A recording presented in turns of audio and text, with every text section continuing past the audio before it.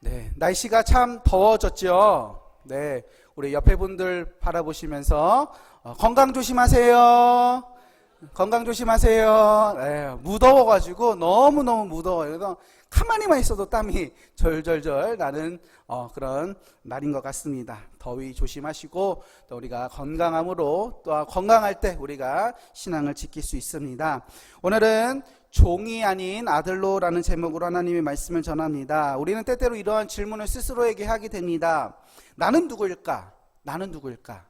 단순히 우리가 이름은 뭐고 누구누구의 엄마이고 누구누구의 아빠이다 이러한 것을 넘어서 나는 어떤 존재이며 나는 어떻게 살아가고 또한 어떻게 살아갈 것인지에 대한 고민을 우리는 스스로 하게 되어집니다.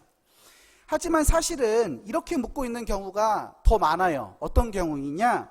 그 질문은 바로 사람들이 나를 어떻게 생각할까? 사람들이 나를 어떻게 생각할까?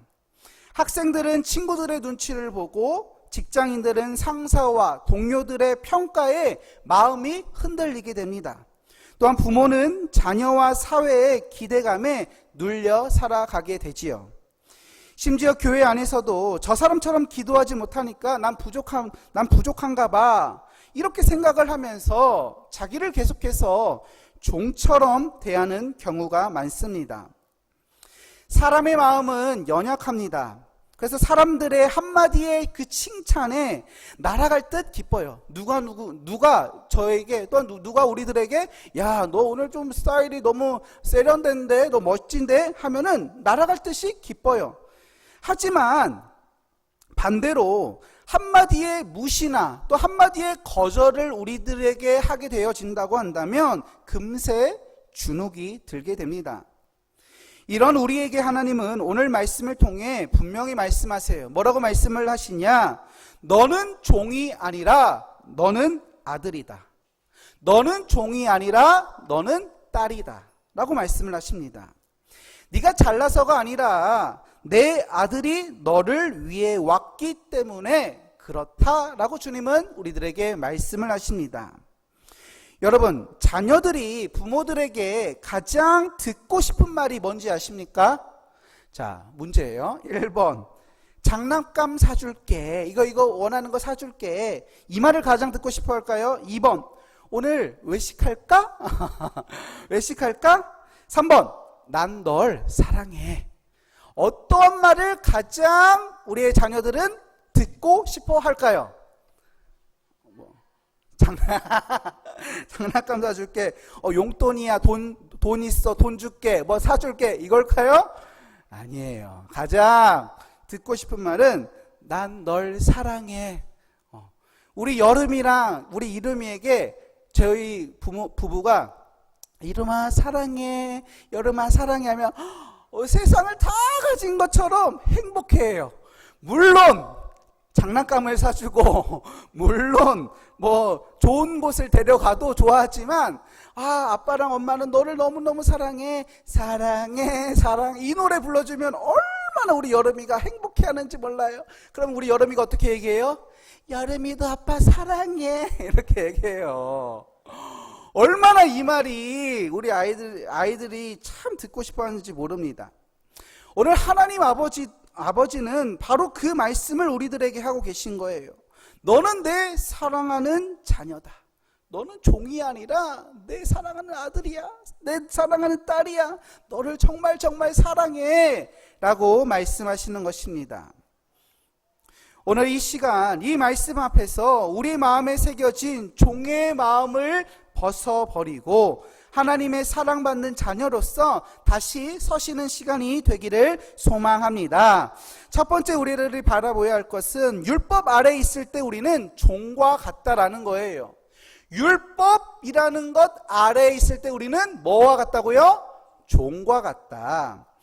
여러분, 아이가 아무리 부잣집의 그 상속자라고 한다 할지라도 어릴 때에는 그 재산을 마음대로 사용할 수가 없어요.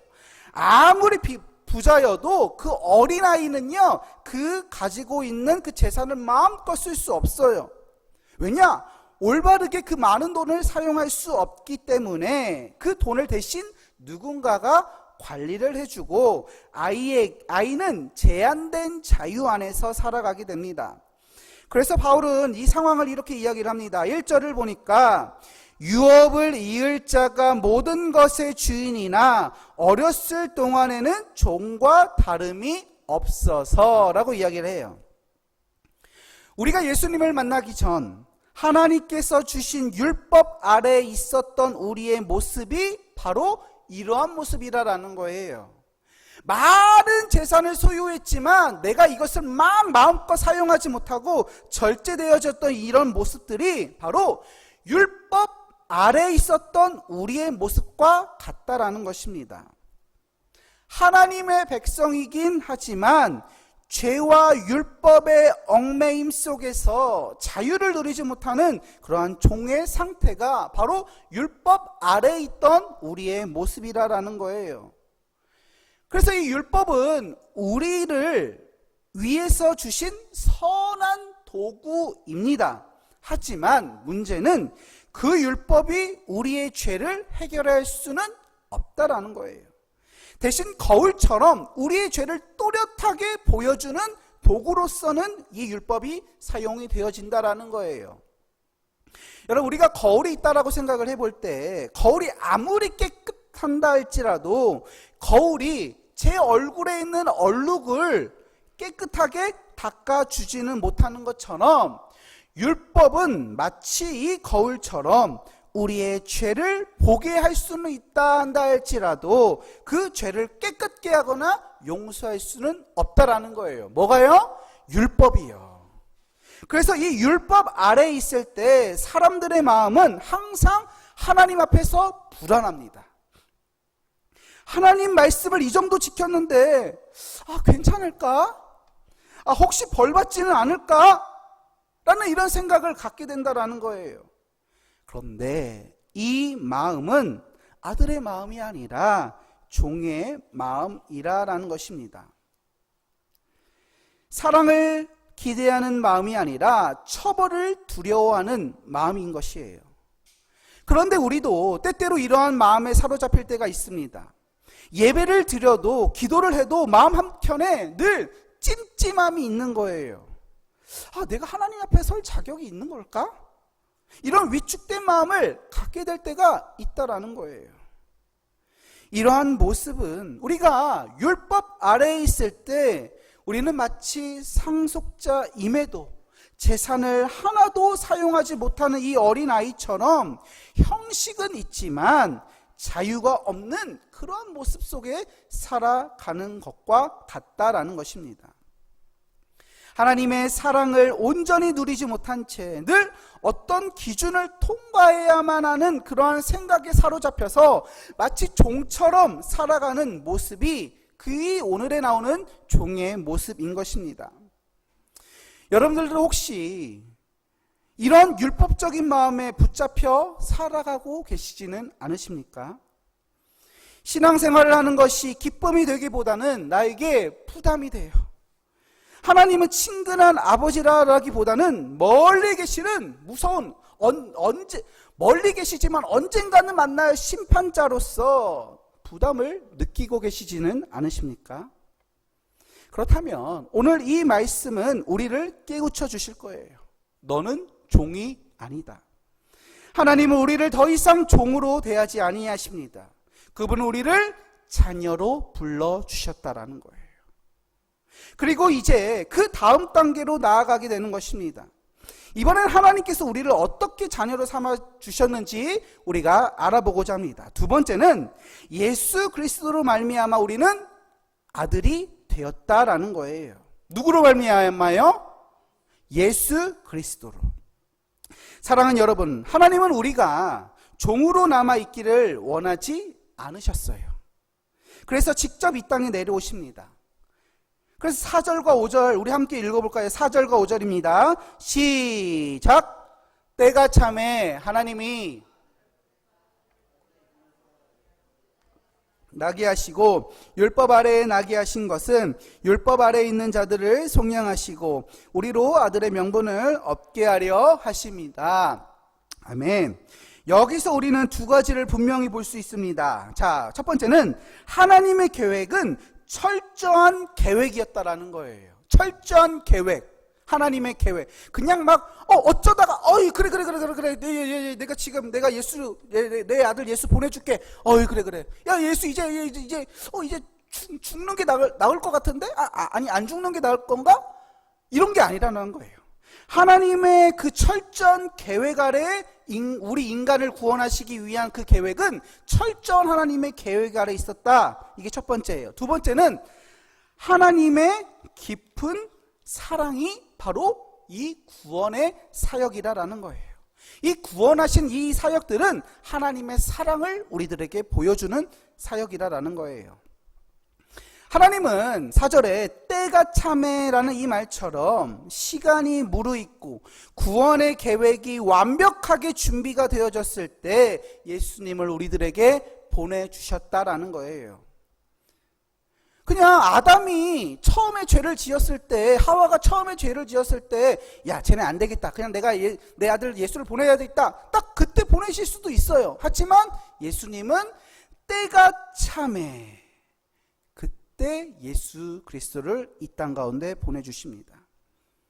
그리고 그분은 왕의 모습으로 오지 아니하셨어요. 대신 하늘의 보좌를 다 내려놓으시고 연약한 인간의 몸으로 이 땅 낮은 곳으로 오시게 되어집니다.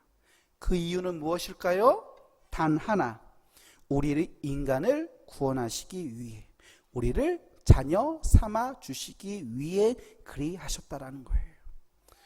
그렇다면 여러분, 우리는 그런 사랑을 받을 만한 자격이 있는 자들일까요? 없지. 우리는 죄인입니다. 하나님의 법을 다 어기고 그분의 마음을 아프게 했던 사람들이라는 거예요. 그런데도 하나님은 우리를 종으로 그냥 두시지 아니하시고 자녀로 삼아 주시기 위해 자신의 아들을 율법 아래에 두셨다라는 거예요. 우리 스스로 그 율법에서 벗어날 수 없으니 예수님이 그 율법 아래에 내려오시곤 우리가 받아야 할 벌을 대신 받아주셨다라는 것입니다. 우리가 결코 오를 수 없는 그 자녀의 자리에 예수님이 우리를 끌어올려 주시게 된 것이지요. 그런데 이 구원의 은혜는 단지 우리의 신분만 바뀐 것이 아니에요. 하나님과의 관계도 회복이 되어지게 된 것입니다. 우리 6절의 말씀을 함께 읽어보도록 하겠습니다. 6절입니다. 6절 시작. 너희가 아들이므로 하나님이 그 아들의 영을 우리 마음 가운데 보내사 아빠 아버지라 부르게 하셨느니라. 아멘. 하나님께서 우리에게 성령을 보내주십니다. 그리고 그 성령은 우리 안에서 매일 이렇게 속삭이는 거예요. 너는 내 아들이다. 너는 나의 사랑을 받을 자야. 하나님은 너의 아빠야. 여러분, 아빠라는 말은 아무나 할 수 있는 말이 아닙니다. 여러분들 아빠라는 말 언제 해보셨습니까? 아빠. 주인에게는 주인님이라고 부를 수는 있어도 그분을 아빠라고는 부를 수 없습니다. 아빠라고 부를 수 있는 것은 바로 자녀들밖에 없지요. 하나님은 더 이상 우리가 두려움에 떨며 종처럼 살기를 원하지 아니하셨어요. 하나님은 우리가 자녀답게 사랑받는 그 아들답게 품 안에 안긴 그 딸답게 살아가기를 원하셨다라는 거예요. 7절은 이 구원의 정체성을 명확하게 선언을 합니다. 7절을 보니까 그러므로 내가 이후로는 종이 아니요 아들이니 아들이면 하나님으로 말미암아 유업을 받을 자니라. 아멘. 여러분, 하나님께서 우리에게 주신 구원은 단지 죄를 용서했다. 너 죄에 있었지? 내가 죄 용서해 줄게. 그것으로 끝이 아닌 것입니다. 그것뿐만이 아니라 죄의 용서뿐만이 아니라 자녀의 신분, 아들의 그 권리, 아버지와의 그 관계, 그리고 천국에서 있을 그 유업까지 모두 다 하나님이 선물로 우리들에게 주셨다라는 거예요. 이 얼마나 감격스러운 복음의 내용인 것입니까? 그렇기에 우리는 율법이 아니라 하나님의 은혜로서 살아가야 하는 존재임을 우리는 다시 한 번 더 기억하며 나아가야 하는 것이지요. 오늘 이 진리를 여러분의 마음 깊이 새기시기를 바랍니다. 우리는 예수 그리스도로 말미암아 하나님의 자녀가 되어졌다. 나는 예수 그리스도로 말미암아 하나님의 아들이 되어졌고 하나님의 딸이 되어졌다. 라는 이런 고백들이 우리 안에 넘쳐나야 된다라는 거예요. 세 번째는 다시 종의 길로 돌아가지 말아야 된다라는 거예요. 여러분, 우리가 예수님을 믿고 하나님의 자녀가 되어졌음에도 다시 옛 습관을 쫓아 또한 옛 생각으로 우리는 돌아가려는 유혹이 끊임없이 우리들에게 속삭이곤 합니다. 오늘 본문에서 바울은 갈라디아 교회 성도들을 향하여 슬픔과 안타까움으로 이렇게 이야기를 합니다. 8절을 보니까 그러나 너희가 그때에는 하나님을 알지 못하여 본질상 하나님이 아닌 자들에게 종 노릇하였더니, 즉 예수님을 믿기 전에 갈라디아의 사람들은요 이방 종교와 우상 숭배 안에서 살아갔다라는 거예요. 헛된 신들에게 절을 하고요, 점을 보고요, 달과 별의 움직임에 따라서 삶을 결정짓는 거예요. 마치 운명의 노예처럼 종노릇하는 인생을 살아가게 됩니다. 그랬던 그들이 복음을 듣게 되어지고 하나님을 알게 되어지면서 놀랍게 변화가 되어졌다라는 거예요.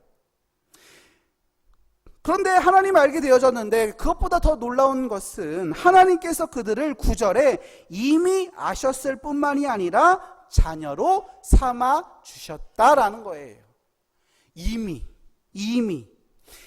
그들을 자녀 삼아 주시고 그들이 누구인지를 이미 하나님은 아셨다라는 것입니다. 그렇다면 우리는 이제 무엇을 해야 합니까? 진짜 자유를 누려야 하는 거예요. 하나님의 백성이 되고 하나님의 자녀가 된 우리는 이제 어떻게 그 자녀를 누려야 합니까? 이제 우리는 그 자녀를 누려야 하지 않겠습니까?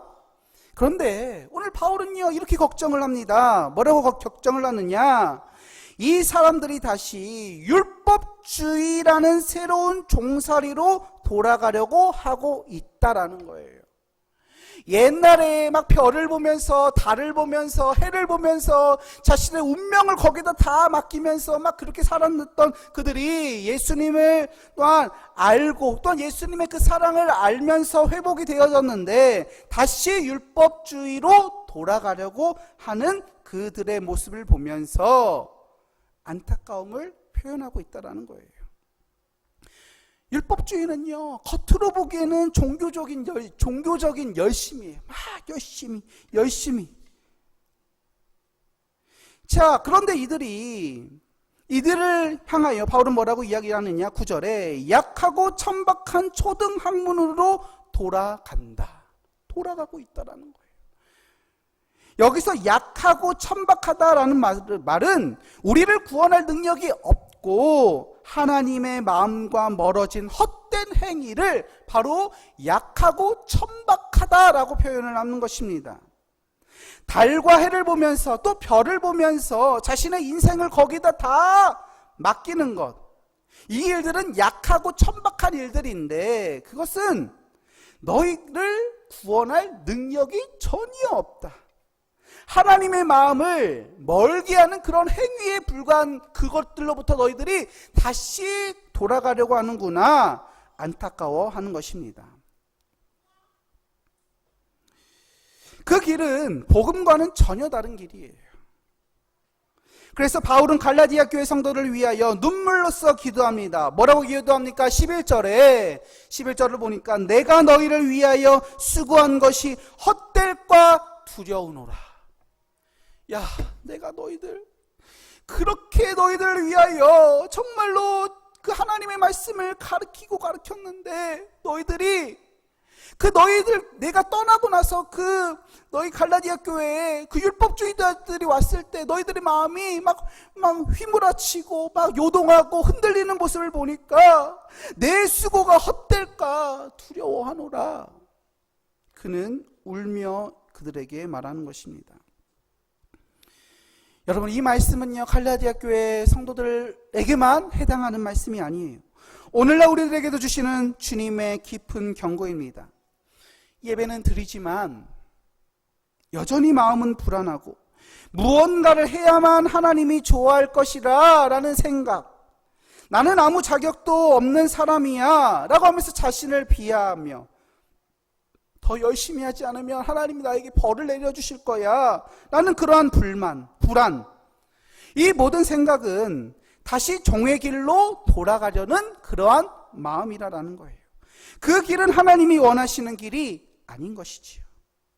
하나님은 우리가 죄책감에 눌려 살기를 원하시지 아니하십니다. 의무감으로 믿음 생활하는 것을 원하지 않는다라는 거예요. 하나님은 그냥 우리가 하나님의 자녀로서 기쁨과 자유 가운데 살아가는 것을 주님은 원하신다라는 거예요. 복음은요 무거운 짐이 아닙니다. 우리를 자유케 하시는 하나님의 능력이라는 거예요.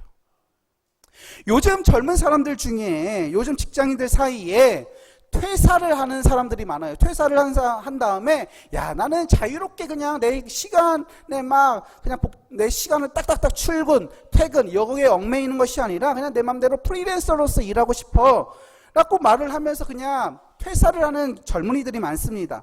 자유롭게 일하고 싶은 거예요. 내가 시간이 될 때는 일하고 시간이 되지 않을 때는 일하지 않는 것. 그런데 막상 이 사람들이요 이 직장을 이제 내려놓고 이제 프리랜서로서 내가 일하고 싶을 때 일하고 싶지 않을 때 일하지 않는 이런 프리랜서로 생활을 하다 보니까 스스로를 더 옥죄고 있다라는 것, 옥죄고 있는 경우가 많다라는 거예요. 오늘 쉬어도 될까? 진짜 이거 쉬어도 되는 거 맞을까? 그래도 내가 회사를 나왔는데 뭔가 성과를 내가 내야 되는데 어떻게 하지? 성과 없이 내가 이렇게 있다 보면은 내가 그냥 이게 그냥 무너질 것 같은데 어떻게 하지? 남들은 다 열심히 하는 것 같은데 나 어쩌지? 하면서 자신을 더 몰아세우는 거예요. 회사라는 율법에서는 벗어났지만 마음속 율법은 여전히 자신을 다그치고 있는 것입니다. 우리의 신앙도 그렇다라는 것이죠. 우리는 예수님 안에서 자유를 얻었는데 어느 순간 다시 아직 나는 부족해. 하나님은 나에게 실망하셨을 거야. 스스로를 우리는 종으로 만들고 있다라는 거예요. 자유를 느끼기 위해서 회사를 나왔는데 또 그 회사를 나온 그 중에 또 자신을 옥죄는 그러한 모습들이 우리 안에 스스로 있다라는 것입니다. 여러분, 우리는 이미 하나님의 자녀로 우리는 부르셨고 우리는 하나님의 자녀가 되어졌습니다. 더 잘해서 자녀가 되는 것이 아니라 예수님 때문에 이미 우리는 하나님의 자녀가 되어졌다라는 거예요. 다시 종의 자리로 돌아가지 않는 저희들 되기를 바랍니다. 마지막으로 네 번째는 진리를 말할 때 불편함도 따른다라는 거예요. 여러분, 우리는 대체로 진리라는 단어를 들었을 때 어떠한 이미지가 떠오르십니까?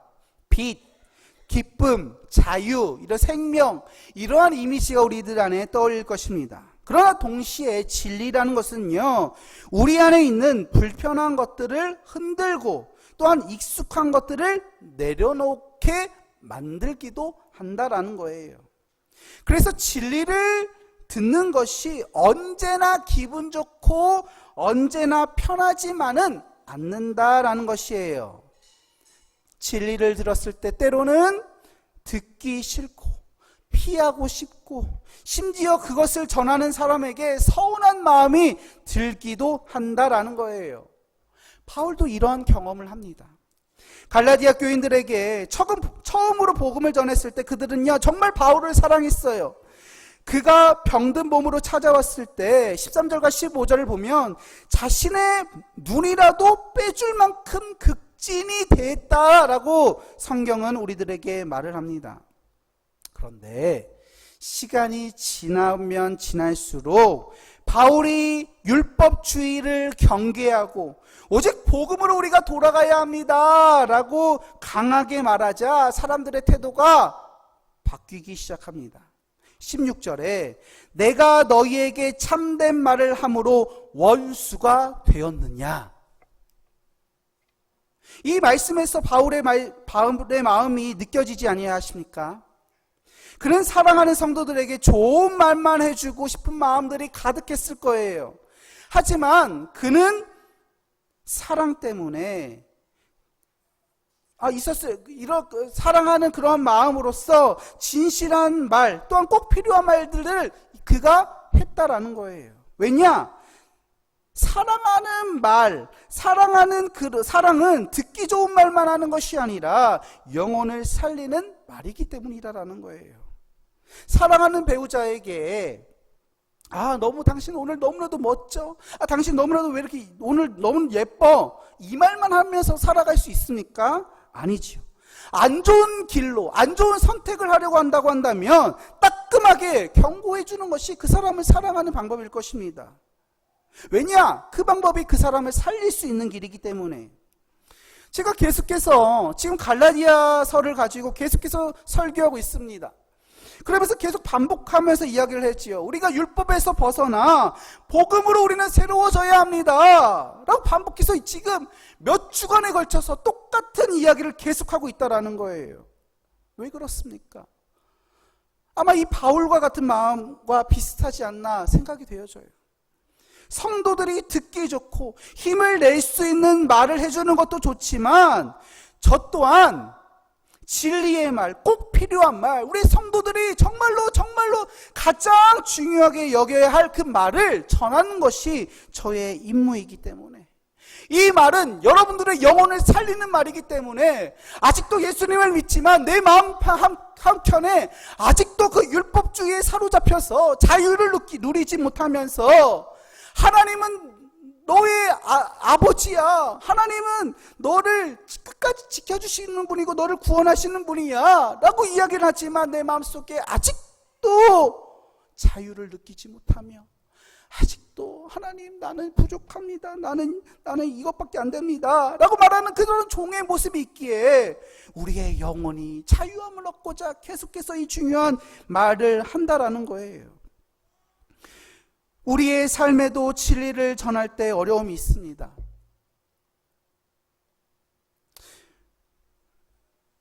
여러분들에게도 이러한 경험이 있으십니까? 가족들에게, 친구들에게, 또한 사랑하는 누군가에게 하나님의 말씀을 전할 때 오히려 오해받고 관계가 멀어졌던 그 경험. 네가 뭔데 나한테 그런 말을 해? 그냥 나 있는 대로 그냥 놔두면 안 돼? 그냥 내가 원하는 대로 살아갈게. 이러한 말을 할 때가 있어요. 이럴 때 우리는 그런 말을 들을 때 우리의 마음들이 무너집니다. 말을 아끼고 싶어집니다. 그래, 그냥 말자. 그냥 말자. 라고 이렇게 생각을 해요. 하지만 이 복음은요, 사람을 불편하게 만들지 않으면 결코 그 사람을 변화시킬 수 없다라는 거예요. 제가 똑같은 그러한 내용을 가지고 몇 주간에 걸쳐서 계속 얘기를 하는 것이 어쩌면 왜 했던 말을 또 할까? 율법? 또 지난주에 들었고 지지난주에 들었는데 왜 똑같은 걸 할까? 불편할 수도 있어요. 그런데 복음은요, 사람을 불편하게 하지 아니하면 그 사람을 변화시킬 수 없다라는 거예요.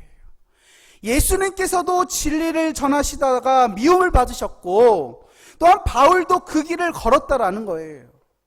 오늘날 많은 사람들이 그냥 내가 원하는 대로 살게. 그냥 내버려둬. 이런 말을 우리들에게 한단 말이에요. 그런데 그런 말을 우리들에게 할 때 우리의 마음에는 상처가 나요. 그냥 내가 저 사람 마음 상처 나는 것도 싫고 내 마음에 상처 나는 것도 싫다. 그냥 말자. 이렇게 우리는 할 때가 있다라는 거예요. 그런데 진리는 사람을 불편하게 하지만 결국 자유케 한다라는 거예요. 진리는 처음엔 날카로워 보일 수도 있습니다. 하지만 결국 그것은 생명을 살리는 칼과 같다라는 거예요. 불편하지만 생명을 살리는 그 외과, 그 병원의 외과 수술처럼 진리의 말씀은 우리를 새롭게 빚어갈 수 있다라는 거예요. 그러므로 사랑하는 여러분, 진리를 말하는데 주저주저하지 마시기 바랍니다. 말씀을 따라 사는 삶이 때로는 세상과 어긋나 보이고 또한 오해받을 수 있지만 그 길이 바로 생명의 길인 줄 믿습니다. 그리하여 우리는 이 생명의 길을 붙잡고 살아가야 된다는 거예요. 또한 여러분들이 누군가에게 진리를 말하다가 그 사람이 마음을 닫거나 관계가 어려워졌다라고 해서 낙심하지 마십시오. 바울처럼 슬퍼하되 포기하지 않아야 된다는 거예요. 이 갈라디아 교회를 향하여 이 바울이 포기했을까요? 포기하지 않았어요. 우리는 사랑하되 타협하지 않아야 하는 것입니다. 사람은 때로 즉시 변화되지 않습니다. 진리의 씨앗을 우리가 뿌리면 때가 될 때 그 씨앗의 열매를 우리는 맺게 될 줄 믿습니다.